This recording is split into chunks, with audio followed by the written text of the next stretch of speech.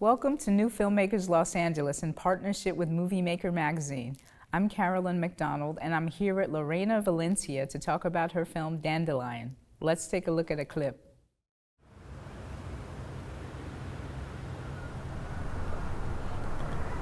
¿Te has preguntado cuánto tiempo tiene que pasar para que una flor se seque?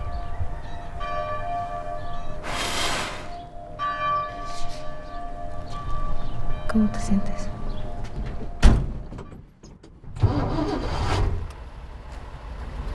Necesito tu ayuda.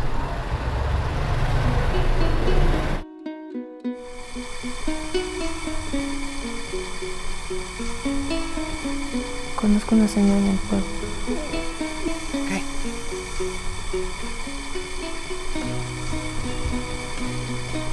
Hija, esto es lo mejor para ti.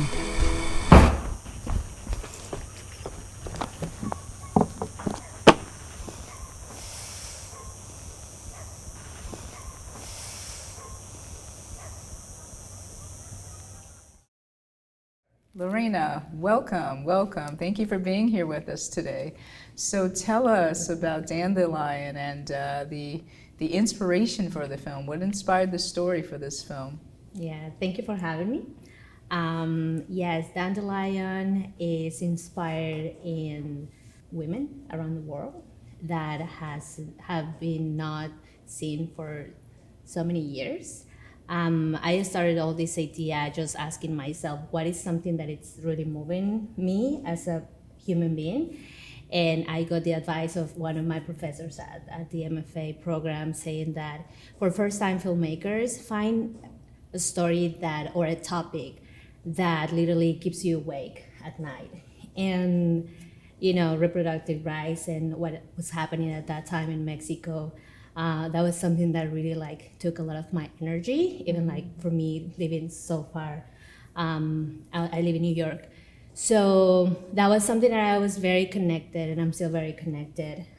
So I decided to start looking for sources and just asking questions to people that are involved into these reproductive rights and women's rights in general.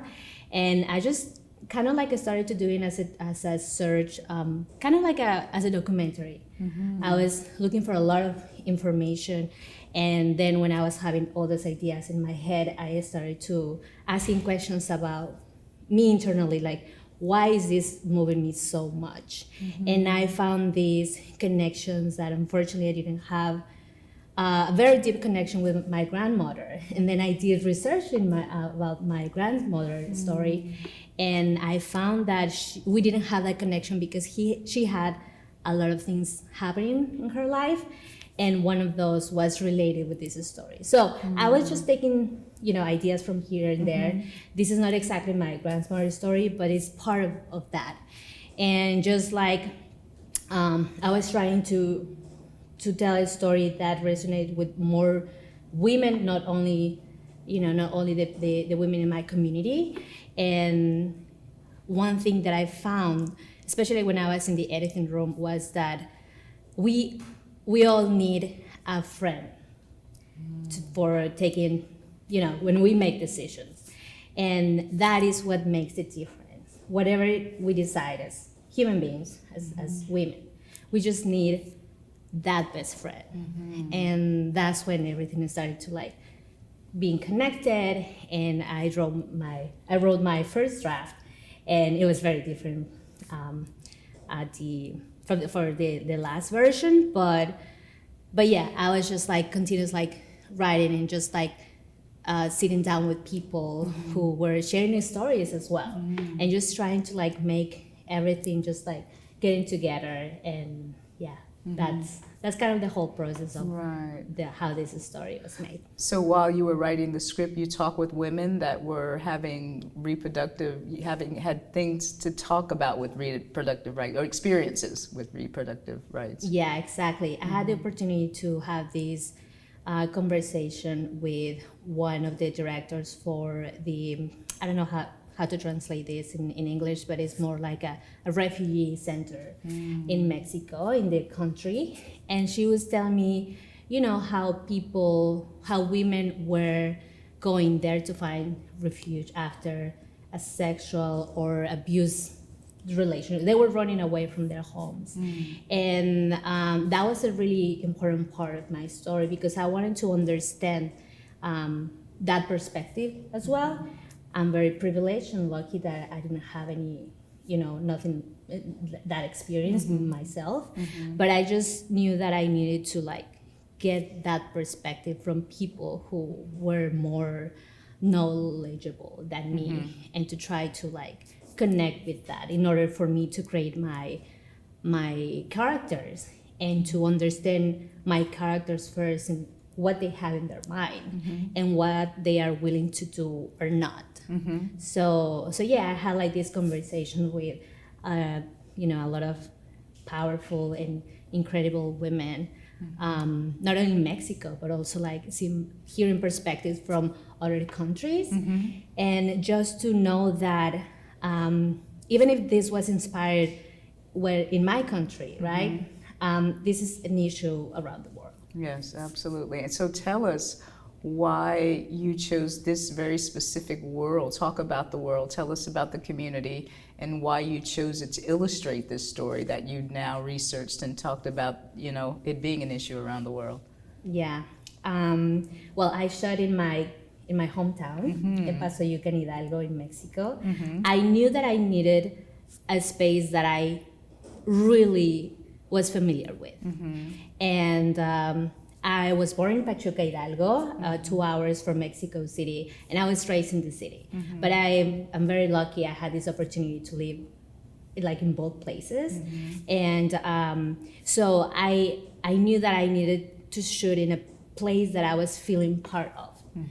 So I know how my hometown smells, how my hometown sounds, all the colors and all the textures. Sure. And when I got the idea in my head, the first idea, there was no other place than my hometown. So I decided to shoot there because I also wanted to make something that kind of connect myself to that place.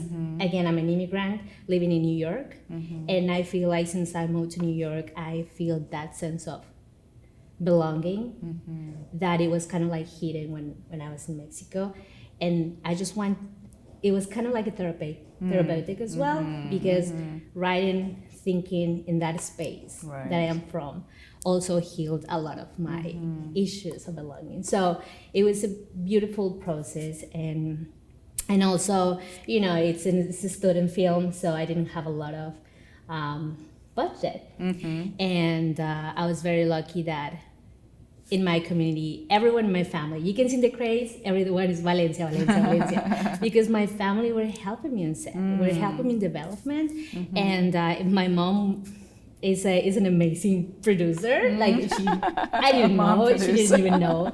And she was there for everything. So that's why I'm also very proud of this film, because we made this film kind of half of the crew was family and friends from the community, and the other half were people from my community, the state of Hidalgo, but also Mexico. So yeah, that's why I decided I need to shoot in this location. So just to dovetail on what you just said about the physical location, talk about the dynamics of the culture, the use of herbs, and this process that this woman goes through, and how it relates to the location. Do you know what I mean? Yeah, that's another really beautiful part of the process of me creating this film, because to be honest, I started with kind of this stigma that abortion in these conditions are scary and bad, because I've seen a lot of movies that people die, and it's true. I'm not saying that it's right. I don't think it's right or bad, but when I was doing my research and everything, I also realized how important this ancestral knowledge is for our communities and communities in general. Medicine exists because of that knowledge, the knowledge of plants and what's happening there. So for me, it was beautiful to find that people in my community use these methods because they pass this knowledge word of mouth, right? Generation through generation. Women have done abortions for thousands of years. And just like to, just to realize that I'm here with all this privilege and just reconnecting with that ancestral knowledge, it was beautiful. So when I finished the film, it changed a lot of my perspective on this. I bet. And I'm like super grateful for all these women who know how to use nature to heal our bodies and to like allow us to have the rights and the privileges that now we have. Exactly, and to control their own destiny with that process, to use nature to control their destiny. Yeah, totally. I had this memory when I was, I don't know, like 5, 6 years old. I was a child, and in my hometown, I heard like these stories, like, oh, this person got an abortion, this person kind of like a gossip. So my perspective was like, wow, this is so bad, because it was scary, and it is scary. But like now, as a grown up, and just made my own perspective, and just just like dive into more about why is this. I understood more, like it was like a healing process. That things that I was hearing is scary stories when I was a child. Yes, they are, but there's another perspective. Exactly. So I only heard the perspectives of people judging that decision, but I never get to ask women like, why? How do you feel? Right, exactly. What do you want? Right. Again, it's the perspective of a child versus a woman, a grown-up. Yeah. It's much different. And I just felt it so complete. The word that kept coming to me was empowerment. And taking control. Of one's own life. Own destiny in a situation that you saw no hope in from the external world. Yeah, I feel like knowledge is power, and I think that every woman should be free. And I didn't want to make a film about what is good, what is bad. Oh, this is good, this is not. This is the right way to do. I was more into like, listen, you can, after this film, you decide what is right or wrong for you, but this is not the point. The point I wanted to make it is about what makes the difference when we all go through a traumatic event. Exactly. You just need someone next to you. Exactly. And like, this when the climax of my film, I've seen my film so many times, and every single time that I see it, I still like cry because it's so beautiful to see like what makes a difference. Sisterhood makes a difference. I'm lucky enough to have a best friend, and also like to be raised among strong women. My sisters, my mom, my aunts, everyone in my family, and that makes a difference. I'm very grateful because I'm here because of them. Because they always empower me, and that's what I wanted to tell women around the world. You're not alone. I received a message yesterday on Instagram from a woman in Monterrey, and she shared with me her story, her abortion story. Oh no, she wanted to get an abortion, but she couldn't, and she was telling me, and I was like, wow, this is beautiful. Like someone who doesn't know me is sharing this with me, and I just say like, I made this film for you, for you to help you and many other women, just to say that you're not alone. We are listening. We are here. So, yeah.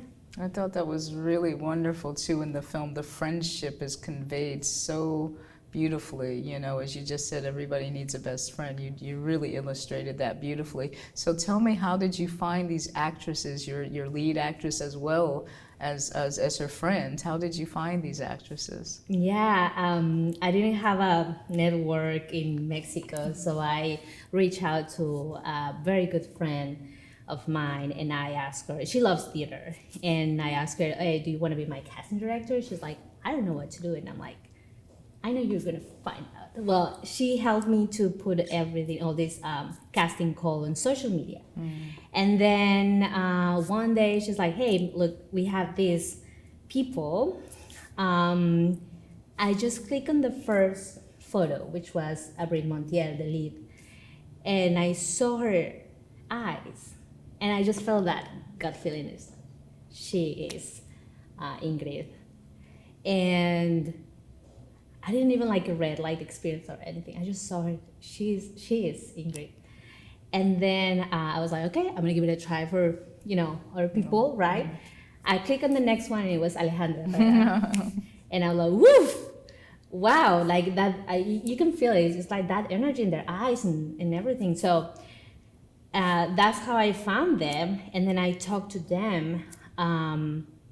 They both were trying to get the lead. Alejandra Herrera has a lot of experience, and but I knew that they together were that match. So I talked to them, and we had, everything was on Zoom because it was a pandemic. I was in New York, and we were just having these conversations. And then one day I flew to Mexico City, and I sat down with Alejandra, and we were having a coffee and talk about life. And after, I don't know, like 3-4 hours, just like talking about everything, I'm like, I want you to be Brenda.